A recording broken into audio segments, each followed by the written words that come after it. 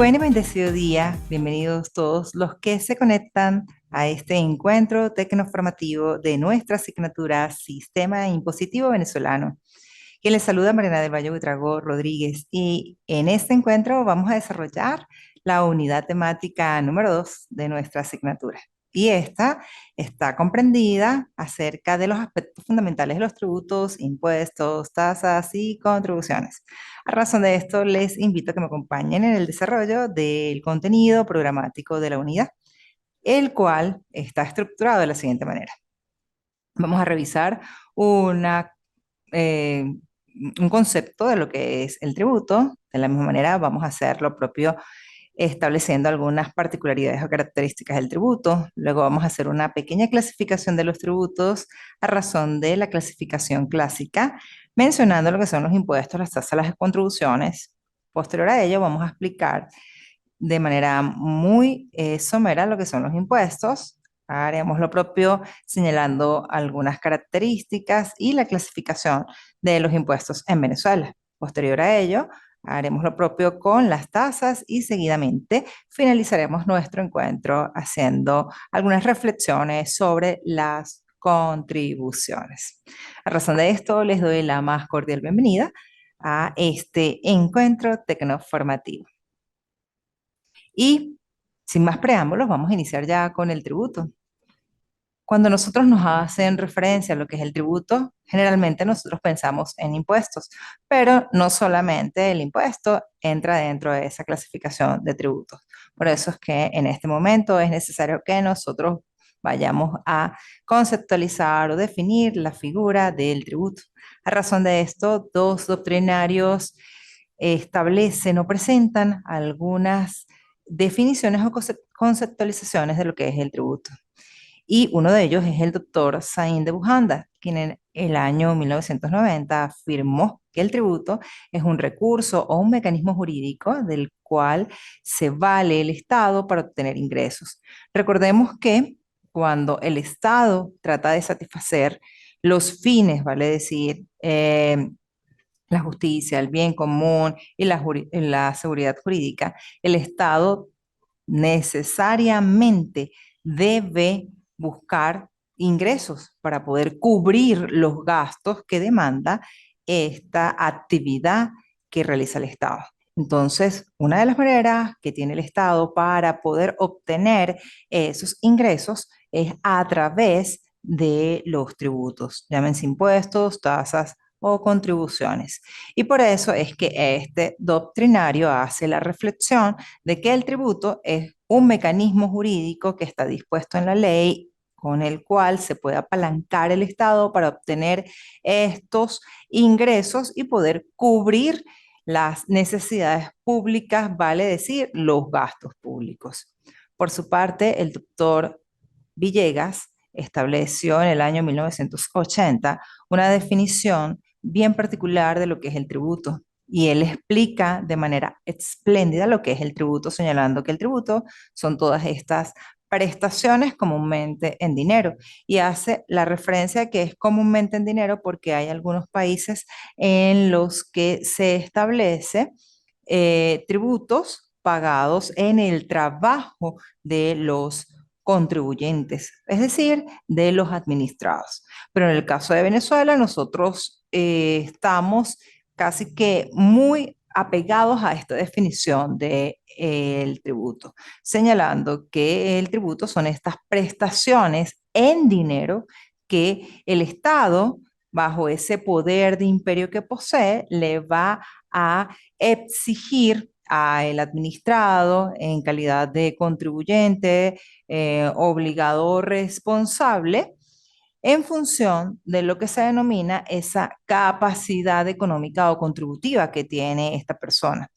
Y todo esto debe estar soportado en lo que se denomina principio de la legalidad tributaria.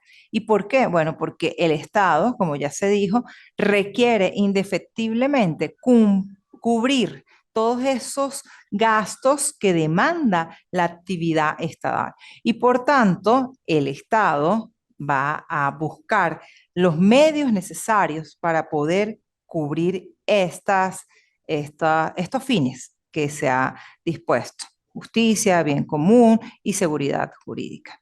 A razón de esto, tenemos que entonces concluir que el tributo efectivamente es un mecanismo jurídico establecido en la ley que permite que el Estado pueda obtener ingresos para dar cabal satisfacción a los fines del Estado. Y bajo esa supremacía que le permite la Constitución a través del poder de imperio que posee, el Estado le va a exigir a los administrados en calidad de contribuyentes o responsables, es decir, sujetos pasivos, estas prestaciones en dinero. Habiendo entonces establecido una definición de lo que es el tributo, vamos ahora a caracterizar o particularizar el mismo. Y para esto debemos señalar que el tributo tiene como principal particularidad o característica el hecho de ser una obligación de dar.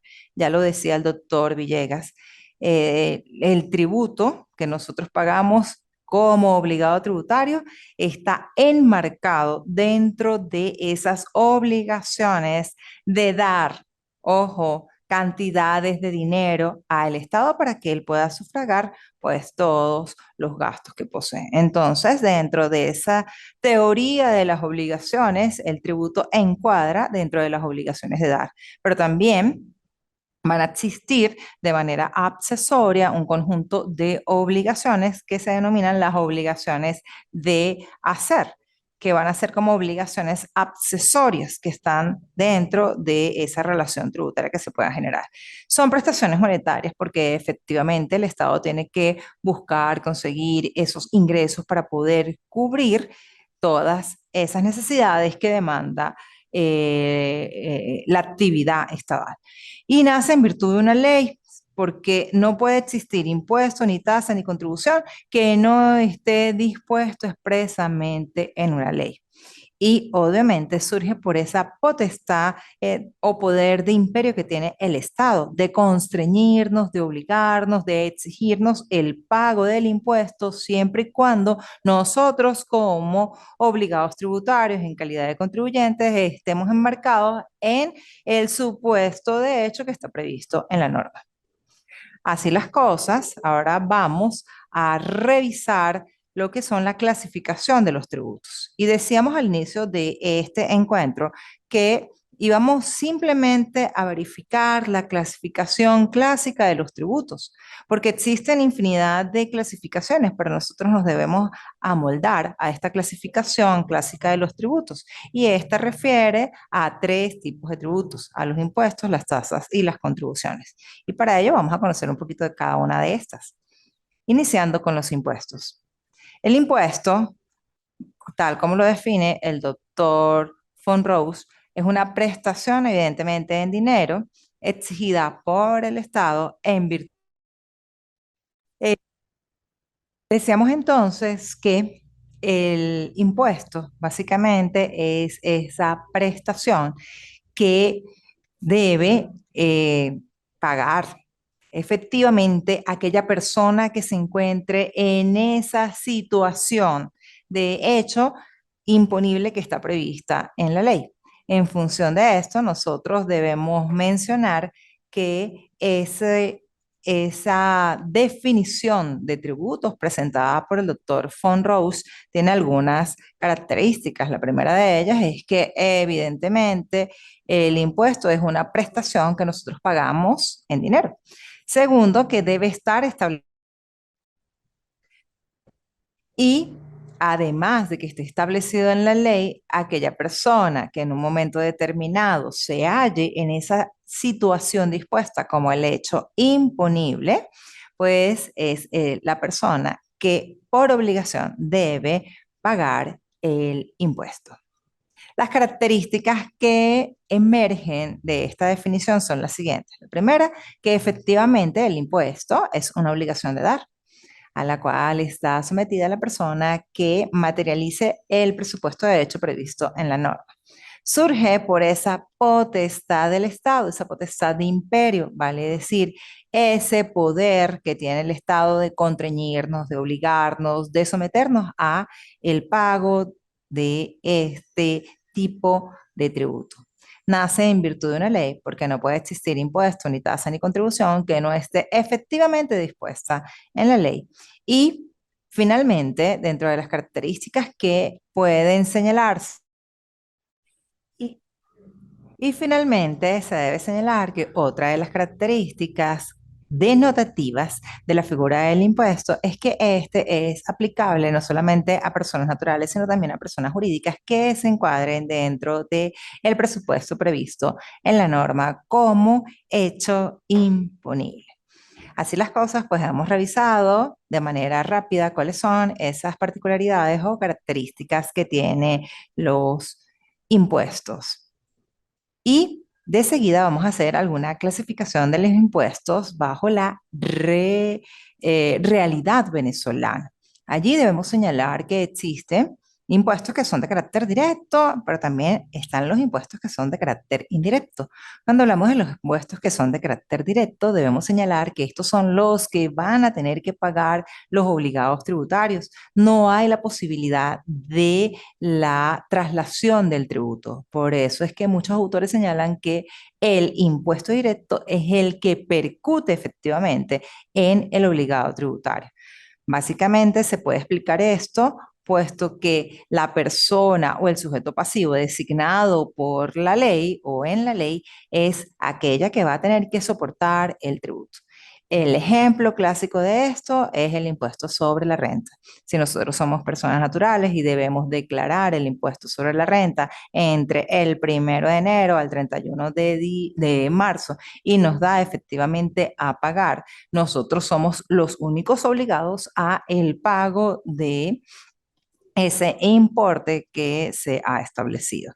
También tenemos dentro de esa misma clasificación el impuesto que es indirecto y este impuesto indirecto es aquel que se puede trasladar, es decir, el que no percute directamente sobre el sujeto pasivo designado en la ley. Aquí debemos establecer que el impuesto de carácter indirecto básicamente es ese que va a pagar el consumidor final, vale decir, el ejemplo típico es el del impuesto al valor agregado, puesto que el impuesto al valor agregado, como existe un canal de comercialización, en cada una de las etapas, nosotros vamos a ir evidenciando que finalmente el que va a tener que cargar con todo el peso del pago de este tipo de impuestos es el consumidor final. Otra de las clasificaciones presentadas por la doctrina es el de los impuestos de carácter personal y los impuestos de carácter real. Cuando hablamos de impuestos de carácter personal, debemos señalar que son todos aquellos que se estructuran y se definen teniendo en cuenta la persona o el sujeto determinado. Vale decir, en el caso del impuesto sobre la renta tenemos la persona que tiene un enriquecimiento neto durante un periodo establecido de un año y esta persona, quien obtiene más de 1.000 unidades tributarias o 1.500 unidades tributarias, deberá efectivamente pagar el impuesto sobre la renta, pagar y declarar, por supuesto. Y tenemos los impuestos que son de carácter real. Y estos impuestos están básicamente relacionados con las circunstancias personales del obligado tributario. Eh, Efectivamente, los impuestos de carácter real no los vamos nosotros a vincular con cuántas cargas familiares tenemos, ni efectivamente con todos estos elementos que de alguna manera sí interesan dentro de los impuestos de carácter personal. Por eso, los impuestos de carácter real no están relacionados con las circunstancias personales del obligado tributario. Aquí no interesa cuál es mi carga familiar, ni cuáles han sido mis deducciones, ni tampoco si yo he tenido algunos gastos personales que puedo demostrar, como si lo haría en el caso de los impuestos de carácter personal, como es el caso del impuesto sobre la renta. También vamos a tener dentro de la clasificación de los impuestos aquellos que son de base progresiva y los impuestos de base proporcional. Cuando hacemos mención a los impuestos de base progresiva, debemos señalar que estos impuestos son aquellos que van a ir aumentando en función de la capacidad económica o contributiva del obligado tributario. El ejemplo típico es el impuesto sobre la renta, que para personas naturales establece la tarifa número uno en función de las unidades tributarias que esta persona haya obtenido durante el ejercicio económico. Es decir, si el enriquecimiento neto disponible de la persona natural que debe hacer la declaración y que está efectivamente obligada al pago encuadra hasta 1.000 unidades tributarias, recordemos que la unidad tributaria del día de hoy está en 9 bolívares, pues efectivamente la alícuota aplicable para esa persona es del 6%. Pero imaginemos que esta persona ya no está dentro de este rango, sino, por ejemplo, obtuvo más de 6.000 unidades tributarias, puesto que su enriquecimiento fue considerable. Recordemos que tenemos que hacer una operación matemática simple en donde vamos a multiplicar 6.000 por 9, que es el valor de cada una de las unidades tributarias al día de hoy. Y en este momento, si esta persona obtiene una cantidad superior a ese monto de las 6.000 unidades tributarias, esta persona natural deberá ser pechada con una alícuota de 34%. Y tenemos también los de base proporcional. Los de base proporcional son todos aquellos que siempre, ojo, siempre van a tener la misma alícuota, es decir, el mismo gravamen. El ejemplo típico es el impuesto al valor agregado, cuya alícuota general es del 16%. Entonces, en este caso, la mayoría de los productos que nosotros adquirimos en los supermercados, en los abastos, en las tiendas, van a estar grabadas con el 16% como alícuota, pero también vamos a tener otras alícuotas especiales que son inferiores a otras alícuotas especiales que también son superiores, dependiendo si han sido considerados así por el Ejecutivo Nacional, y estas alícuotas pueden ser en función de un consumo especial o consumo suntuario, o porque así lo establece el Ejecutivo Nacional porque son bienes de primera necesidad. ¿Ok?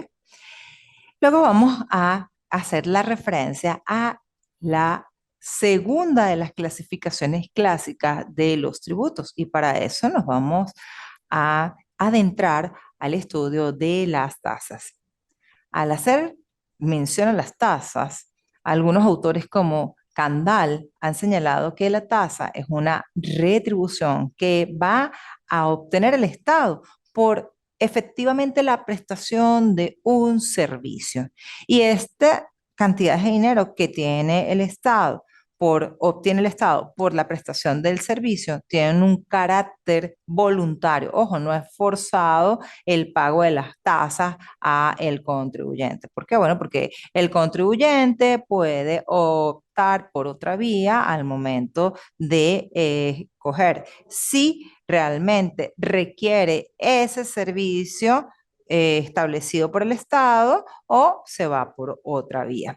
Se pagan en virtud de la demanda de un servicio. Vale decir que si yo como obligado tributario, como ciudadano de a pie, necesito indefectiblemente ese servicio público, pues debo pagar a, a antes de obtener el servicio esa prestación a través de la tasa.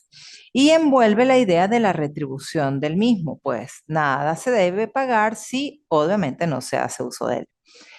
Por su parte, hay una definición súper interesante que presenta el doctor Harash. Dino Harash establece que las tasas básicamente están representadas por la prestación de un servicio público. Fíjense que ambos autores coinciden en señalar que las tasas hacen reflexión a la prestación de un determinado servicio público. Pero el doctor Harash establece que ese servicio público es individualizado. Significa entonces que muchas personas vamos a tener la posibilidad de solicitar el servicio público, pero cada uno vamos a pagar esa prestación en función de lo que yo realmente estoy solicitando. Un ejemplo, en este momento nosotros requerimos eh, la solicitud de prórroga de nuestro pasaporte. Y efectivamente, el SAIME nos va a cobrar una tasa por todos los trámites que conlleva esa renovación de este documento. Y en este caso, imaginemos que nosotros tenemos cita para el último de este mes. Y muchísimas personas también, pero no todas vamos a ir el mismo día, porque el SAIME básicamente nos ha establecido una cita, una hora y una oficina para que nosotros podamos acudir y que cada uno al momento de pagar pueda hacer lo propio para colaborar con ese servicio que presta el Estado a través de esta oficina.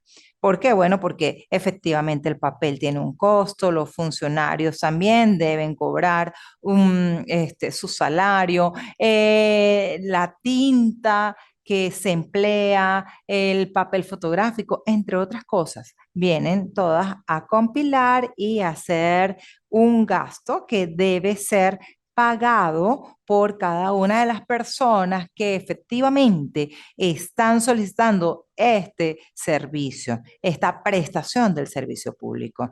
En función de esto es que ambos autores tienen la concepción real de que las tasas básicamente ocurren y nacen por la prestación de un determinado servicio, ojo que es de carácter individualizado. Y efectivamente es un recurso obligatorio cuyo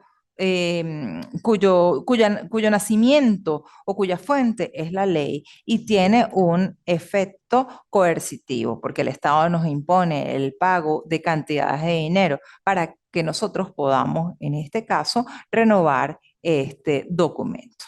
Así las cosas, pues fíjense que hemos dado una definición o dos definiciones de lo que son las tasas y hemos ejemplificado las mismas para poder entender un poquito más el tema.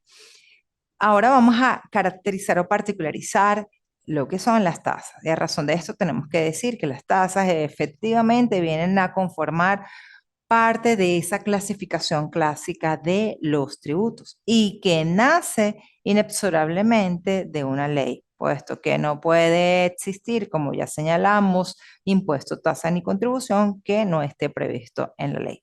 Recordemos que esto es un principio de corte constitucional.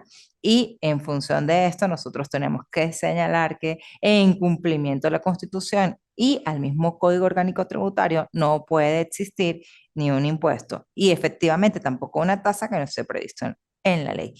El hecho generador del tributo es esa prestación de el servicio, aun y cuando autores como Candal señalan que si nosotros estamos pagando un servicio previo antes de recibirlo, pues el hecho generador no viene a ser la prestación del servicio.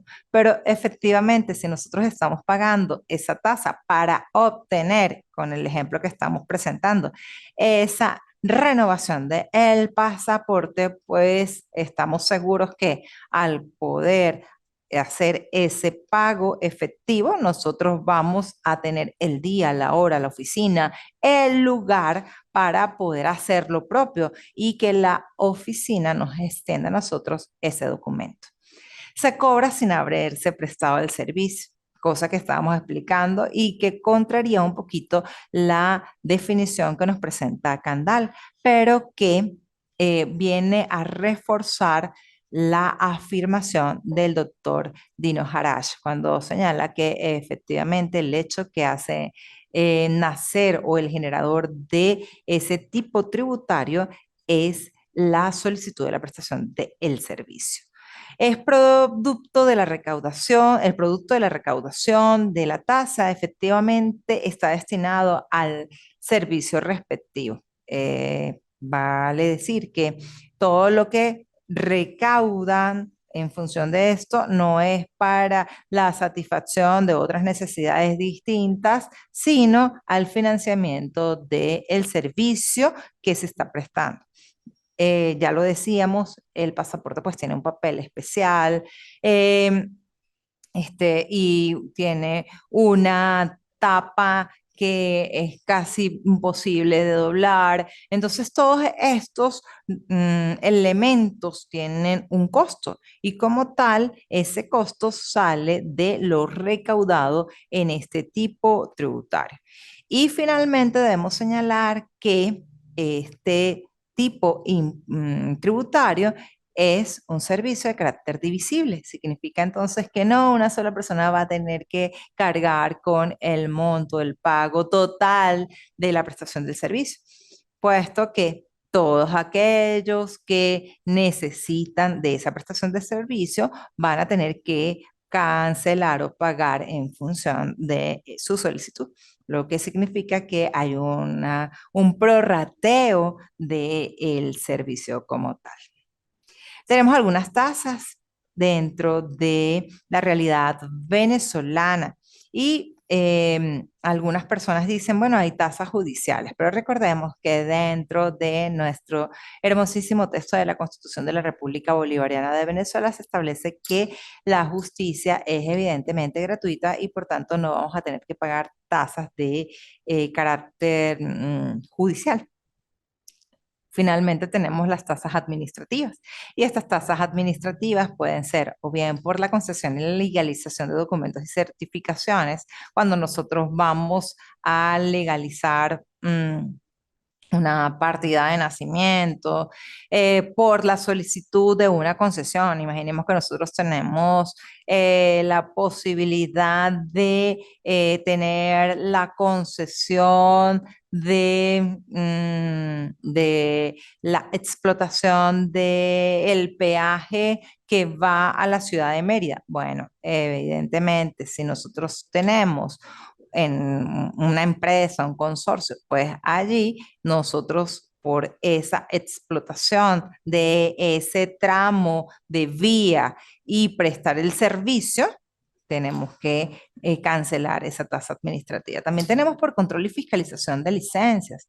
Por ejemplo, si nosotros vamos a aperturar un negocio, ese negocio tiene que ser verificado tanto por los bomberos como por los funcionarios de cada una de las alcaldías de los diferentes municipios, efectivamente del municipio en donde se encuentre ese establecimiento. Y en consecuencia, para poder hacer esa fiscalización o control, deberá hacerse el pago de la respectiva tasa.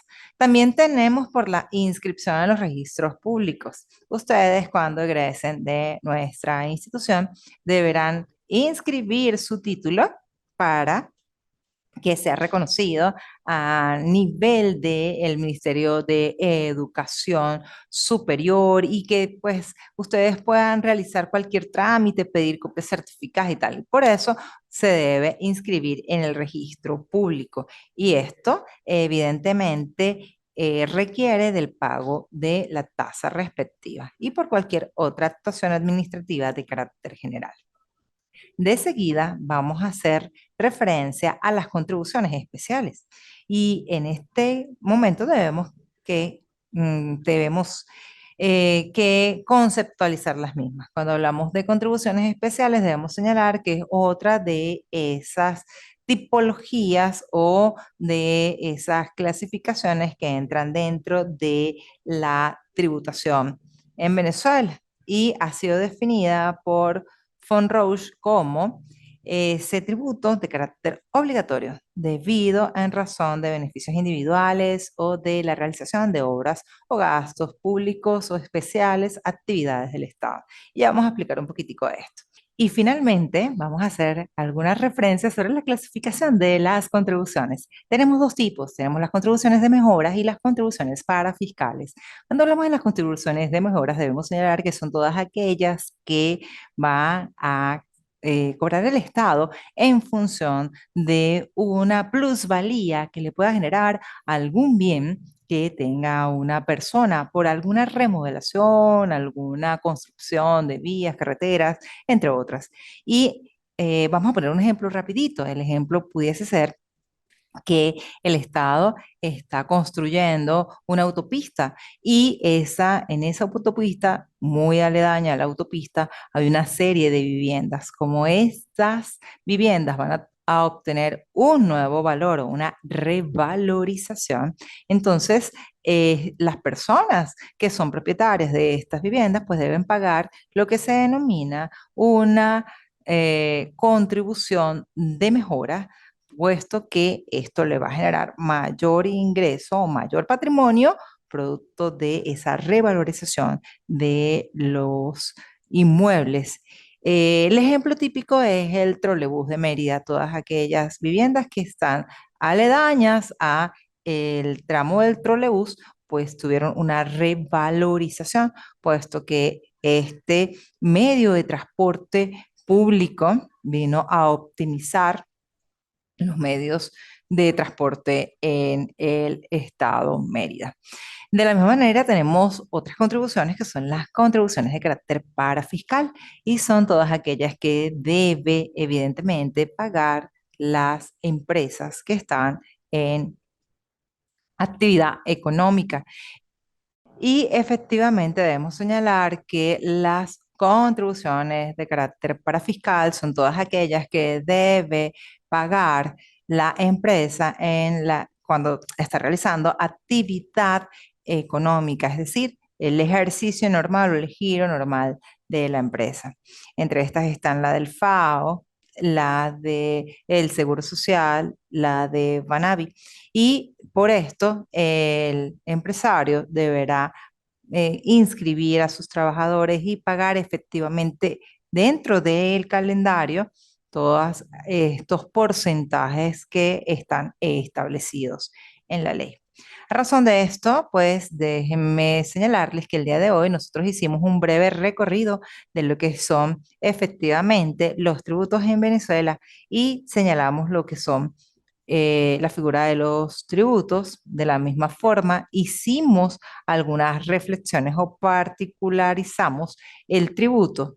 De la misma manera, hicimos el recorrido por esa clasificación clásica de los tributos, señalando la existencia de los impuestos, de las tasas y las contribuciones. Y en cada uno de ellos hicimos esa mención especial del concepto de las características y en el caso de existencia de tipos eh, eh, tributarios, nosotros hicimos esas respectivas clasificaciones. Les invito a que si tienen alguna duda, si tienen alguna pregunta, la puedan canalizar a través de los medios que efectivamente han dispuesto en nuestra plataforma educativa de El IESIP y también a realizar la actividad evaluativa que desde la semana pasada ya está activa. Y bueno, nada, les invito también a que me acompañen en el próximo encuentro tecnoformativo, invitándolos a que hagan presencia en las aulas de nuestra institución.